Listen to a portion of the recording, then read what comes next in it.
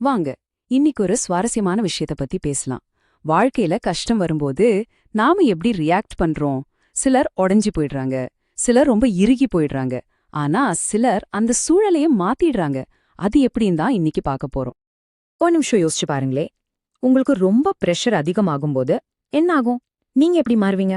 கொஞ்சம் நேர்மையா யோசிச்சு பாருங்க. உங்க குணம் மாறுதா? பொதுவா பாத்தீங்கன்னா மனுஷங்க கஷ்டங்களை 3 விதமா தான் எதிர்கொள்றாங்க. ஒண்ணு ரொம்ப சாஃப்ட் ஆயிடுறாங்க, இல்லனா ரொம்ப ஹார்ட் ஆயிடுறாங்க. ஆனா ஒரு சிலர் மட்டும் அவங்க தான் அந்த சூழலையே மாற்றுறாங்க. இந்த 3 விஷயத்தை தான் நாம இன்னைக்கு ஒரு கதை மூலமா பார்க்க போறோம். சரி, முதல் பகுதிக்கு போலாம்.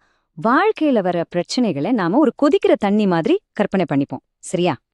நம்ம எல்லாருக்குமே நம்மளோட சொந்த கொதிக்கிற தண்ணி இருக்கு இல்லையா? அது ஆபீஸ்ல வர டென்ஷனா இருக்கலாம், பர்சனல் லைஃப்ல வர பிரச்சனைகளா இருக்கலாம், இல்ல துரதிர்ஷ்டவசமா நடக்கிற ஏதோ ஒரு விஷயமா இருக்கலாம். யாருக்கு தான் கஷ்டம் இல்ல? சிம்பிளா சொல்லணும்னா துன்பம். அதாவது ரொம்ப கஷ்டமான ஒரு நிலைமை. இந்த துன்பம் தான் நம்மள சோதிச்சு பாக்குற அந்த கொதிக்கிற தண்ணி. இப்போ ஒரு சின்ன கதை. சாரான்னு ஒரு பொண்ணு. அவளுக்கு அவங்க அப்பா சொல்லி கொடுக்கற ஒரு விசித்திரமான பாடத்தை பத்தி தான் பார்க்க போறோம். பாவம் அந்த பொண்ணு சாரா ரொம்ப சோர்ந்து போயிருந்தா. வாழ்க்கையில போராடி போராடி அவளுக்கு சாக்காயிடுச்சு. ஒரு பிரச்சனை முடிஞ்சா அடுத்தது வந்து நிக்குதுன்னு அவளுக்கு தோணுச்சு. ஒரு நாள் அவங்க அப்பா கிட்ட போய், அப்பா என்னால இனிமே முடியலன்னு சொல்லி அழுறா. இதை கேட்ட அவங்க அப்பா ஒண்ணுமே பேசல. நேரா அவளை கிச்சனுக்கு கூட்டிட்டு போறாரு. அங்க 3 பாத்திரத்துல தண்ணிய வச்சு நல்லா கொதிக்க வைக்கிறாரு. பாத்திரத்துல ஒரு கேரட், 2வதுல ஒரு முட்டை, 3வதுல கொஞ்சம் காஃபி பவுடர் இதையெல்லாம் போடுறாரு. சாராவுக்கு ஒண்ணுமே புரியல, அப்பா என்ன பண்றாருன்னு ஒரே குழப்பம். இப்பதான் கதையோட முக்கியமான கட்டத்துக்கே வரோம். கேரட், முட்டை, காஃபி இதுல என்னதான் இருக்கு? வாங்க பாக்கலாம். ஒரு நிமிஷம் யோசிங்க. இந்த 3ல நீங்க யாரா இருப்பீங்க? அந்த கொதிக்கிற தண்ணில போட்டா நீங்க கேரட்டா, முட்டையா, இல்ல காஃபியா? கொஞ்ச நேரம் கழிச்சு அவங்க அப்பா முதல்ல கேரட்டை வெளியே எடுத்தாரு. அதுக்கு முன்னாடி நல்ல ஸ்ட்ராங்கா ஹார்டா இருந்த கேரட் இப்போ எக்தம் சாஃப்டா வீக்கா ஆயிடுச்சு. அப்போ அவர் சொன்னாரு, பாத்தியா, சில பேர் இந்த கேரட் மாதிரி தான் பார்க்க ரொம்ப ஸ்ட்ராங்கா இருப்பாங்க, ஆனா கஷ்டம் வந்ததும் இப்படிதான் மென்மையா பலவீனமா உடைஞ்சு போயிடுவாங்க. அடுத்தது முட்டை.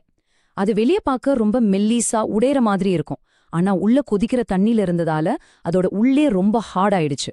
அவங்க அப்பா சொன்னாரு, இன்னும் சிலர் இந்த முட்டை மாதிரி மனசுல ரொம்ப சாஃப்டா இருப்பாங்க, ஆனா கஷ்டங்கள்ல அவங்கள உள்ளுக்குள்ள ரொம்ப கடினமா மாத்திடும். கோவப்படுவாங்க, கசப்பா பேசுவாங்க.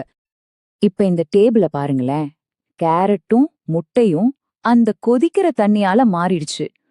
ஒன்னு வீக் ஆயிடுச்சு, இன்னொன்னு ஹார்ட் ஆயிடுச்சு. ஆனா அந்த காஃபி பவுடர் அது தன்னை மாத்திக்கல, அது அந்த தண்ணியே மாத்திடுச்சு. கடைசியா அந்த காஃபி அது ஒரு கப்ல ஊத்துனதும் அந்த கிச்சன் முழுக்க என்ன ஒரு வாசனை. அப்போ அவங்க அப்பா சொன்னாரு, ஆனா காஃபி பவுடர் மட்டும் பாரு, அது வித்தியாசமானது. அது தண்ணியால மாறல, ஆனா அந்த தண்ணியையே மாத்திடுச்சு. அதுக்கு ஒரு புது சுவையையும் மனத்தையும் கொடுத்துடுச்சு. சரி, இந்த கதையிலிருந்து நாம என்ன கத்துக்கணும்? நாம எப்படி அந்த தண்ணிய மாத்துறது?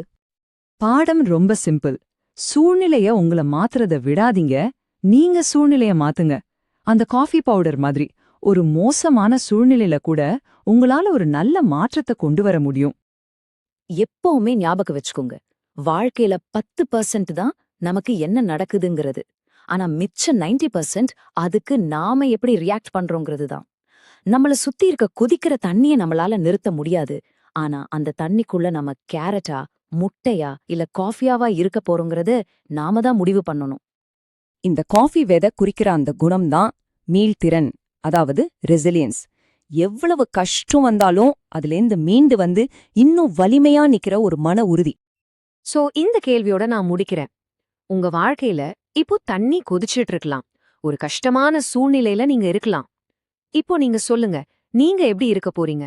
கேரட்டா, முட்டையா, இல்ல அந்த காஃபி மாதிரி இருந்து அந்த சூழலையே மாத்த போறீங்களா?